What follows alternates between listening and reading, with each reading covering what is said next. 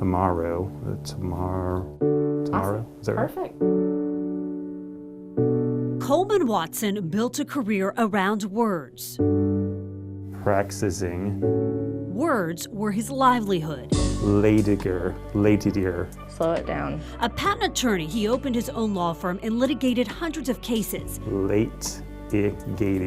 A litigator. His wife says he passed the bar on the first try in not only Florida, but also Georgia, New York, and California. He's definitely very driven. That drive is helping him conquer a new challenge, one that began unexpectedly at the age of 41, just a month before the pandemic started. I knew something as a little off.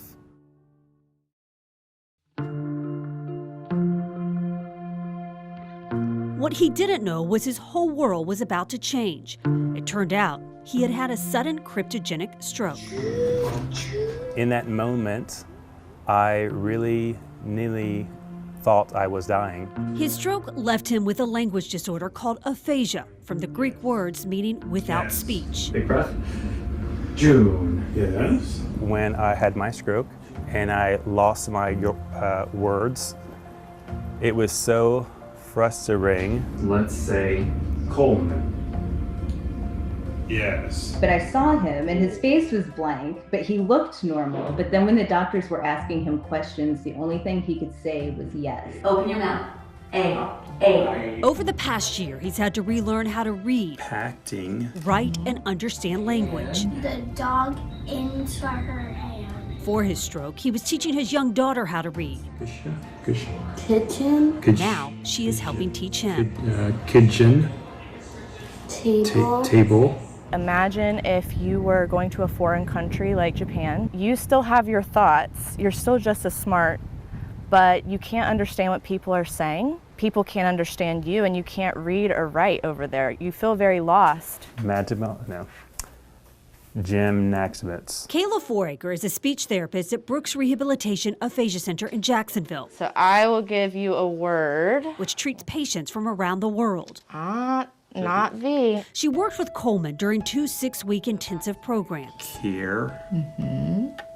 Beat. He's made, in my opinion, miraculous strides. He is trying to do We use a lot of treatment centered around creating sentences, rebuilding that grammar and that speech.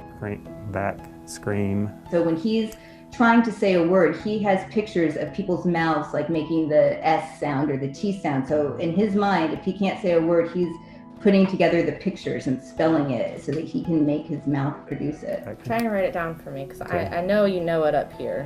While aphasia has changed Coleman's life, it's not impacted his intelligence. It doesn't affect their intellect.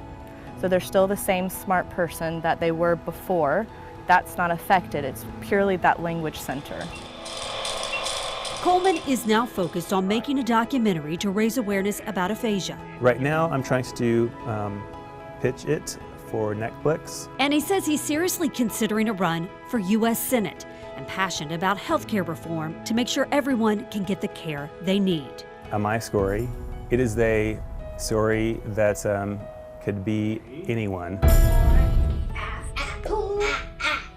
The word he wants others to take away from his story: hope. I know that my speech is not perfect.